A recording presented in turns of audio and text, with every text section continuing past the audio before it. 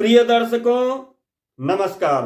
हाजिर हूं लाल किताब के उपाय की सीरीज लेकर के जो हमारी चल रही है।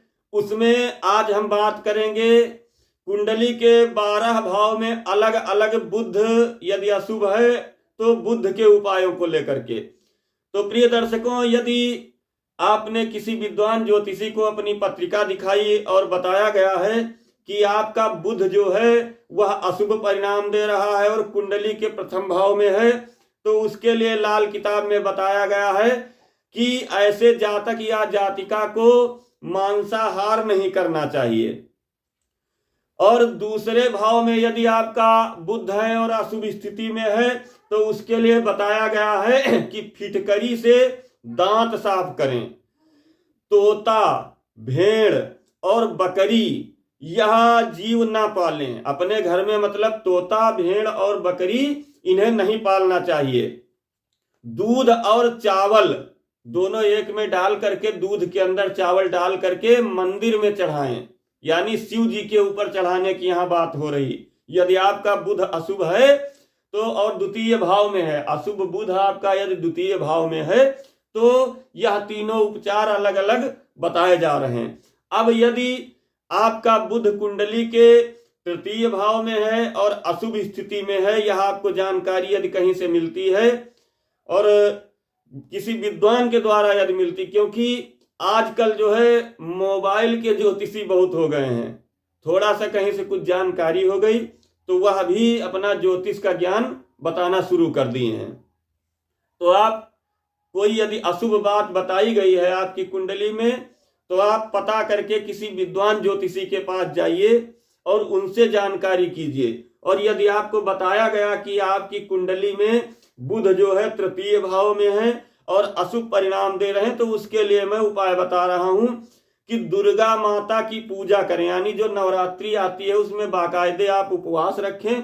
उपवास रखने के बाद कन्याओं को भोजन कराएं एवं उन्हें दक्षिणा इत्यादि दे करके कन्याओं को उनका आशीर्वाद प्राप्त करें।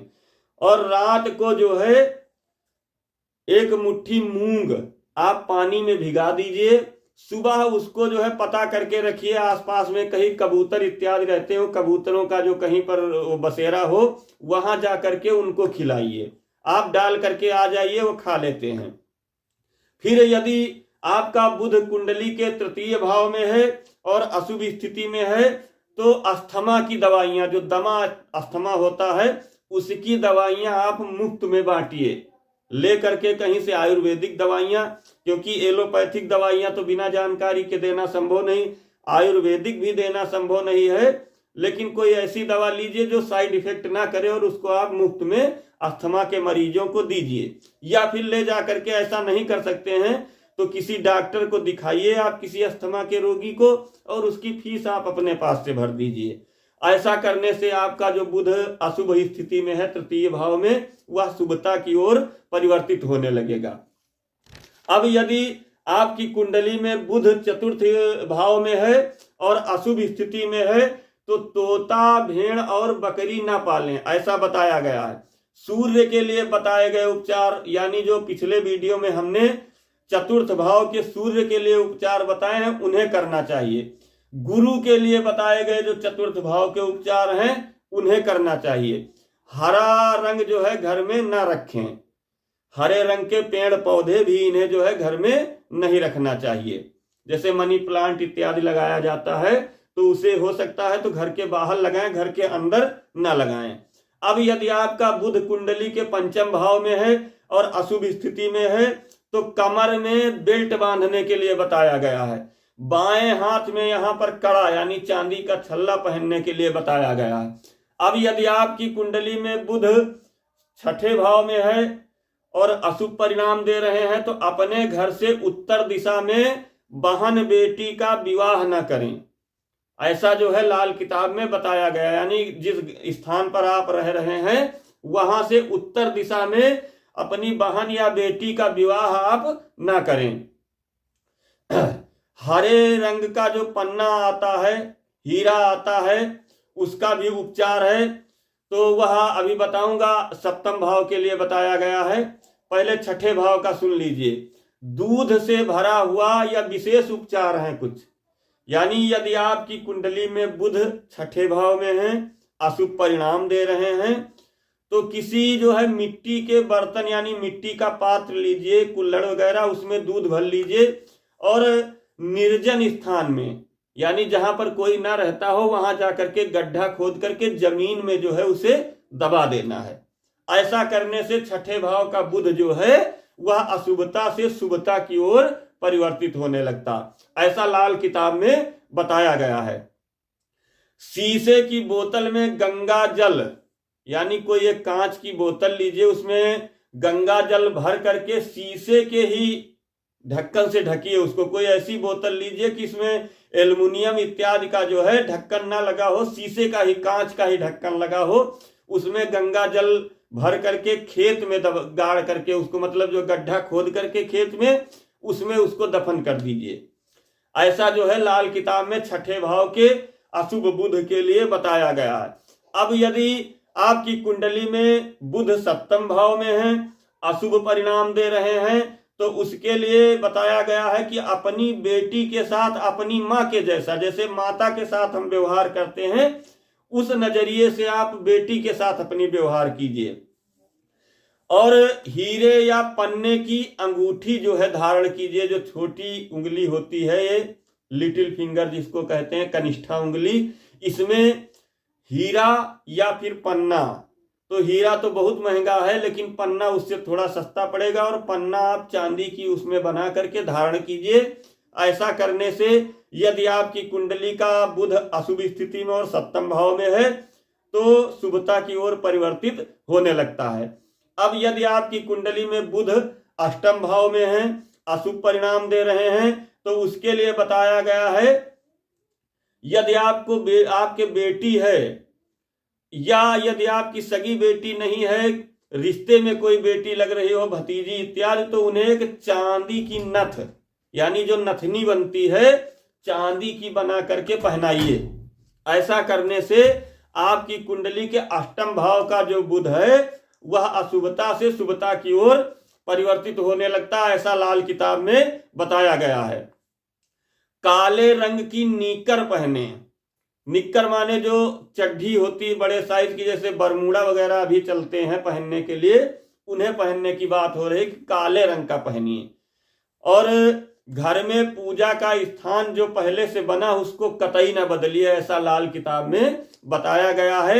यदि आपका बुध कुंडली के अष्टम भाव में है, अशुभ स्थिति में है, तो उसके लिए। अब यदि आपकी कुंडली का बुध नवम भाव में है और अशुभ स्थिति में है, तो उन्हें चांदी पहनने के लिए बताया गया है। यानी अंगूठी के रूप में, जंजीर के रूप में या कड़े के रूप में चांदी जरूर धारण करना चाहिए ऐसे जातक जातिका को। नए कपड़ों को नदी के जल में धोने के बाद धारण करें।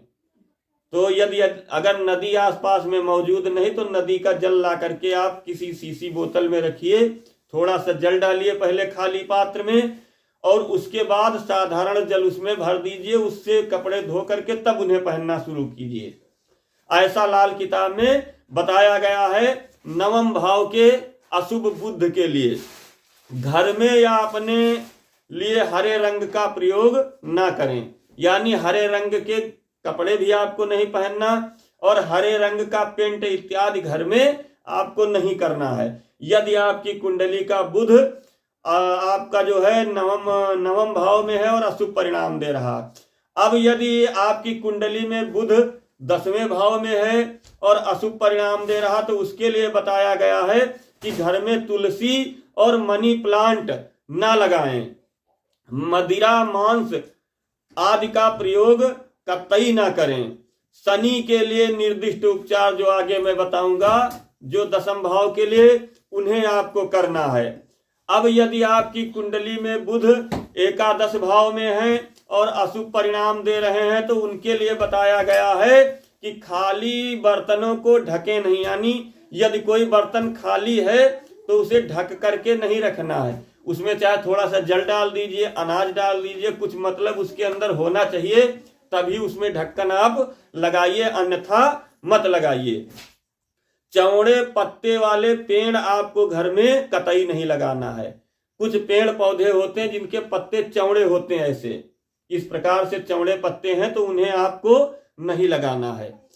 अब अगर आपकी कुंडली में जो है बुध द्वादश भाव में है और अशुभ परिणाम दे रहे हैं, तो उसके लिए बताया गया है लाल किताब में, मिट्टी का कोरा घड़ा ढक्कन सहित बहते हुए पानी में प्रवाहित करें।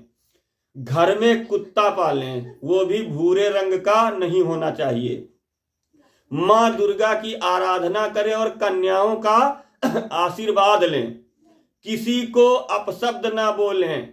अपने वचन का, यानी किसी से आपने यदि कोई वादा कर लिया है तो उसका पालन करें। क्रोध पर अपने जो है नियंत्रण रखें। ऐसा लाल किताब में बुध के लिए 12वें भाव के लिए बताया गया है। तो अब तो हमारे जो है बुध के प्रत्येक अलग अलग भाव के उपचार हो गए विशेष। अब मैं कुछ सामान्य उपचार बता रहा हूं, यानी सामान्य उपाय बता रहा हूं बुध के लिए।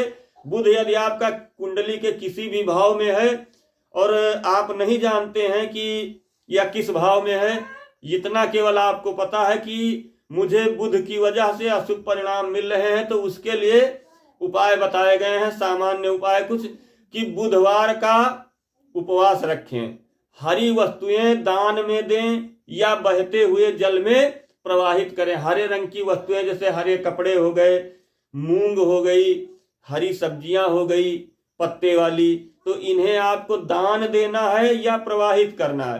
तो जो सब्जियां वगैरह हैं इन्हें आप दान में दे सकते हैं या गाय को खिला सकते हैं, और जो चीजें गाय को नहीं खिला सकते उन्हें आप प्रवाहित कर सकते हैं। आप अपने हिसाब से यह चीजें कर लीजिए। छेद वाला तांबे का सिक्का, एक तांबे का सिक्का आता है मार्केट में, आपको पूजा पाठ की दुकान पे मिल जाएगा, उसे जल में प्रवाहित करना है। बकरी या तोता ऐसे लोगों को पालना चाहिए।